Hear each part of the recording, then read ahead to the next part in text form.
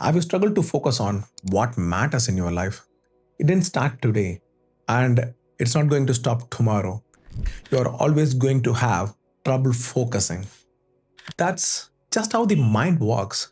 But you can reduce the frequency of it with simple practices and a change in how you think about focus itself. I'm Dinesh Kumar, software engineer, author, and podcaster, exploring psychology, technology, and how we make sense of modern life. This is the DK Talks. Let me start with a story from the Mahabharata. The Pandavas and the Kauravas were doing archery practice under the master Dronacharya. The target was a bird's eye placed on a tree. Dronacharya asked his students one by one, "What do you see?" Duryodhana answered, "I see the clouds, the tree, the leaves, and the branches." Dronacharya asked the same question to everyone. Yudhishthira, Bhima, they all responded the same way. Finally, Dronacharya asked Arjuna. Arjuna said, "I can only see the bird's eye." While everyone was focusing on everything, Arjuna was focusing only on the target. The clouds, the tree, the branches, they are not bad things, but they were not helping him hit the target.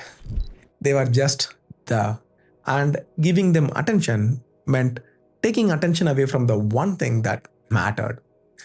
That distinction is what most people miss about focus. Let me bring this into our times. Say your goal is to run a marathon. You need to practice running. You do weight training because it supports your posture. You eat healthy foods because they give you energy. You sleep well because it helps with recovery. All of those things support the goal. They are not distractions, they are part of the system. But now, let's say you pick up a guitar. That's not going to make you a better runner, but it gives you joy. It helps you relax, and that relaxation indirectly helps with your marathon by reducing stress. So it's not a distraction either, it's just not directly connected. But if you're spending 3 hours on social media every night and it's ruining your sleep and draining your energy, that's a distraction. Not because social media is inherently bad, but because it's actively hurting your progress toward the thing you care about. The difference between a distraction and a healthy break is not about the activity. It's about whether it supports your goal, helps you recover, or quietly pulls you away from it. Here is what I actually believe about focus. I'm not a believer in focusing on one thing until you complete it before moving on to anything else. That's not realistic. And that's not how most people operate. It's okay to have multiple interests. There is nothing wrong with that. The only thing that matters is when you sit down to do one particular thing at a particular time, you focus on that thing alone. Practice time boxing. One goal for that hour. Give it your full attention.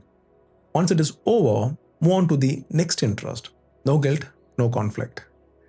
As long as one interest helps the other, or at the very least helps you relax and come back stronger to the previous one, you are not losing focus, you are managing it. Focus is not about doing one thing forever, it's about doing one thing at a time.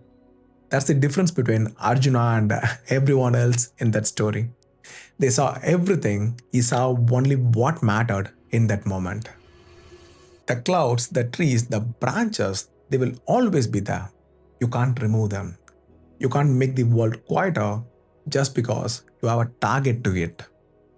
But you can train yourself to see the bird's eye, 1 hour at a time, one task at a time.